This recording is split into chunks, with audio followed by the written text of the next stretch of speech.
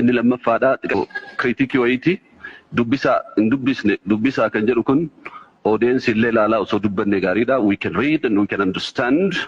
Sanas beekuun barbaachisaadha.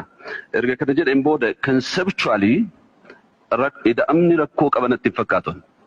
It's to create synergy uumuudhaaf humna godhachuudhaaf garuu maaltu walitti edama akkamiin walitti edama yoom walitti edama kan jedhu clearly defined ta'uu qaba because ida'amni hir'isas waan qabuuf gaafa barbaachisaa ta'e hir'isuunis barbaachisaa waan ta'uuf jechuudha. Kanaaf yeroo tokko biological system, social system, what have you systemii feete gochuu dandeetta garuu identitiin achi keessa jiru suni fayyaa qabaachuu danda'uu qaba. Ijji kee gaafa si dhukkube ija keeti kan yaalamuu qabdu funyaan keetii miti garuu walitti waan jiraniif yoo tokko tuqame tokko ni iyyaa jechuudha. Kanaaf critically ilaalamuu akka qabu natti mul'ata. Inni lammaffaadha ganama Dr. Birhaanuu kaasaa ture. It's political, it's policy direction, it's science waan jedhu wayii dokumentichi. True. Osoo kitaaba biroo taate dubbisneetuma gara manaa galla ture. Kun kan ittiin boru buluu hennuudha. Ani hanqinni isaa tokko kan na fakkaatu.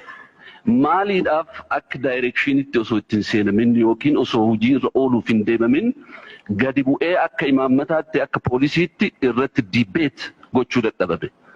Discussion, policy debate gadi bu'anii dakaa osoo dhufe shakkiin tokko hin uumamu jechuudha. Because amma akka jirutti argitee implementii hin goone jette gaafii hedduutu jira biyya kana keessa. The landscape is not smooth akka nu yaadnu kanatti.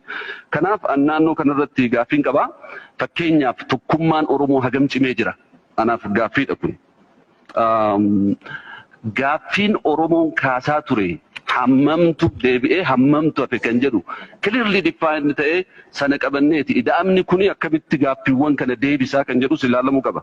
Kan biroo ani comment gochuu kan barbaadu ganama kana wayita dhiyaatu natti fakkaata warri jettu turtanii jirtu paanaalii keessatti.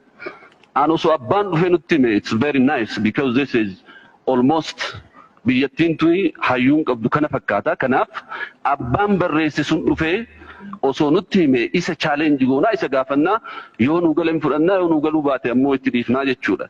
Therefore gara diinagdeetti gaafa deemu waggootii 27 haa ta'u sanaan dura hojii hojjetamaa tureen there is unfair distribution at all.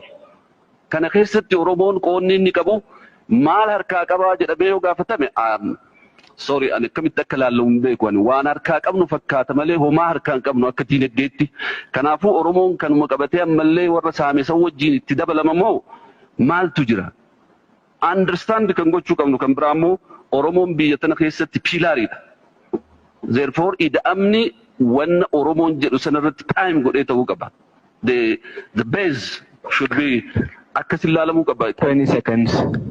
Fitemoo like 30 seconds, that's more than enough. Kanaafuu maal harkaa qabnaan ani gaaffii guddaa ta'uu qabu. Maal qabannee maalitti makamnaan gaaffii guddaa ta'uu qaba. Ida'amni anaaf synergy guddina dagaaguu waan ta'eef ani rakkoo hin qabu conceptually. Garuu ida'amni jedhamu kuni it should not be at the expense of the Oromo people. Gaaffiin Oromoodha takkaan oodiit ta'ee deebi'ee itti deemamuu qaba kan jedhudha. Galatooma.